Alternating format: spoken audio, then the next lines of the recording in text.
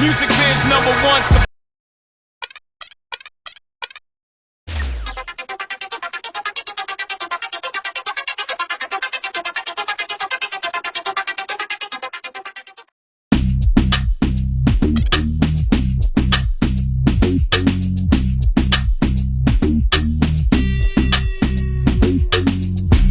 I go on and on, can't understand how I last so long. I must have superpowers, rap 225,000 hours. Get a calculator, do the math. I made 1,000 songs that made you move, yeah. And for the last 300 months, I made 16 albums with me.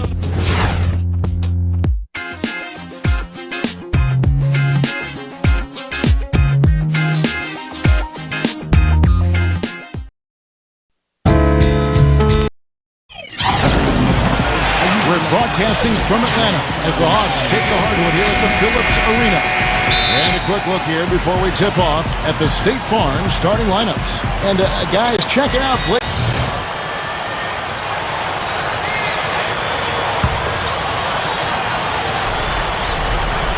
Here's Paul. Really played well against Brooklyn in his last outing. Griffin kicks to Paul. Pass to Jordan. Flushes it down. All business there, not messing around one bit. Flushed it right with one hand. He never does, Clark. He never does. Well, that's kind of his trademark, those slams like that one. Another year in the playoffs for the Hawks, but also another year of coming up short for them. They took the Celtics to 6 games, but couldn't get it done in the end, even though they had home court advantage. Yeah, they gave him just a little bit too much breathing room there. And it's Paul penetrating. Funny shot. And that one's good.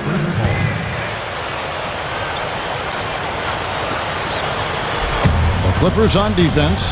Back to the Hawks and the Celtics. Just a great matchup in the first round, but the Hawks fans had been hoping for a little bit more, Steve, and it didn't come to fruition. Well, this is a franchise that historically has just not been able to get over the hump. You know, they've been good, but not great. And they're kind of stuck in that space right now. You know, can they make that next step? We'll see. Boy, that's a surprising miss right there. He usually feasts on those wide-open opportunities. Earlier, Doris Burke spoke with head coach Larry Drew. And Doris, what'd you find out? We talked about the difficulties of facing a player like Chris Paul, and he said that what makes Paul so incredible is his court vision. He explained that there haven't been many players like Paul who can pick a defense apart with both his passing ability and his patience in the offensive sets, saying really, he can just wait you out until he sees a weakness, and that's where he attacks. Thanks again, Doris. And it's Hill penetrating. 6 to shoot. Paul for 3, and the shot is good. Paul's got 5 points so far. Well, he wasn't going to miss that. I mean, they were way too late to get to him out there. You know, one of the things I love about Chris Paul is that, like so many of the great ones, he plays with a chip on his shoulder. Off the floor, he's one of the nicest people you'll ever meet, but when the game starts, he's an absolute killer. Kicks to Morrow. Lets it go from deep. Gets the bucket. Well, it didn't take long to get those 3 points back. Nope, an immediate answer right there. Right back at you. Paul dishes to Griffin. Back to Paul. He dishes it to Griffin.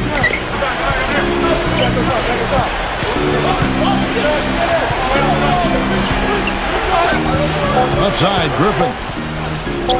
A fadeaway. And that's collected by Smith. And Chris Paul, Steve, you touched on this in his competitive nature on the court. And yet he remains friendly with a lot of players and other teams off the court. Well, he's highly respected and well-liked by his peers because he's a terrific player and a great competitor. That new school kind of mentality, kind of buddy-buddy in your free time, but once the ball's in play, no prisoners are taken. He's balanced that and walked that line really well. That would have been a nice alley-oop there. Well, you got to love the effort, though. Almost showtime. Here's Phillips. Gets the 14-footer to fall. Atlanta with the ball. This is their second game playing the Clippers this season. Well, looking back at that last game between these two teams, they lost the game. I thought the difference was they were badly out-rebounded inside, and it's so tough to win a game when you can't secure that ball. And it's Paul penetrating. The shot will not go, and Atlanta will go the other way with it.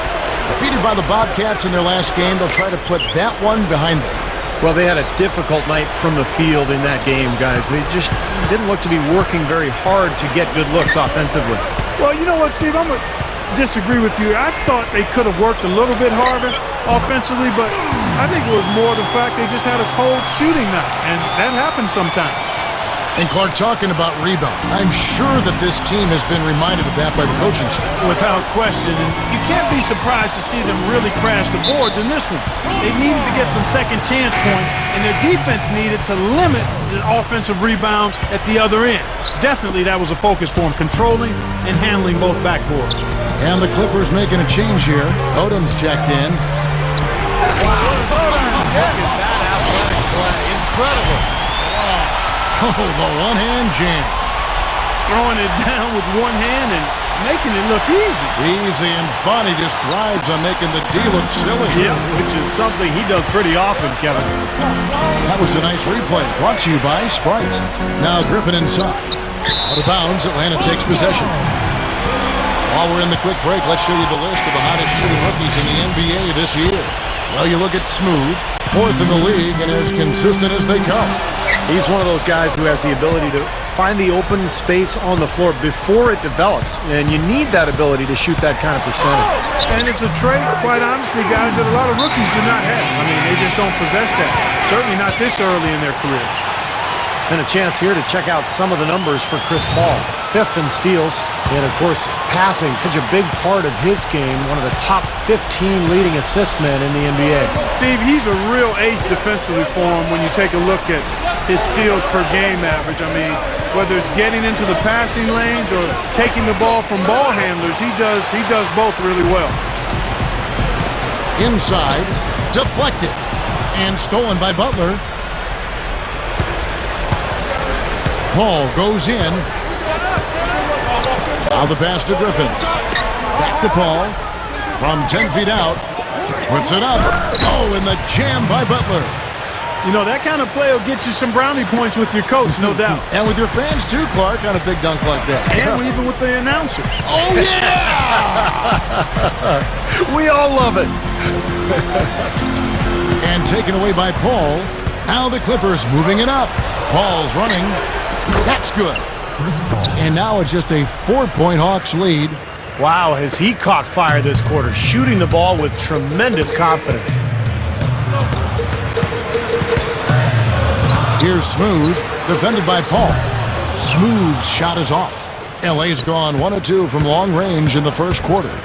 And in terms of their offense in that game, guys, it was straight out of the textbook, Clark. Yeah, and a flat-out clinic, wasn't it? I mean, just look at that final score. Pass to Johnson. There's the dish to Smith. Back to Johnson. Open look. Gets it to go. And the Hawks lead by 6. That offense just keeps on clicking. It sure does, Clark. They're getting high percentage looks and really taking advantage here. Right, you look at Vinny Del Negro, spent some time in the Phoenix Suns. Man, oh man, finishing with flavor. Yeah, he put something extra on that one. You're right. And the bench going wild, guys. They love it. What an amazing dunk.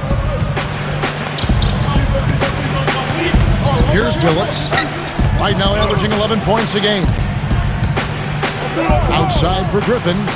Over Pachulia. That shot by Griffin, no good. Well, you know what? You really expect him to knock that jumper down when he gets a good look like that.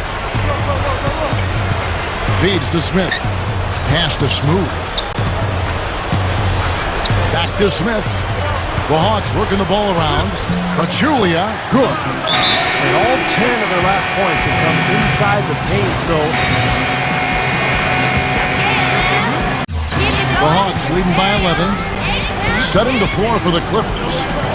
It's Chris Paul and Chauncey Billups at the 1 and the 2. Odom and Griffin are at the forward positions. And it's Jordan in at the 5 down low.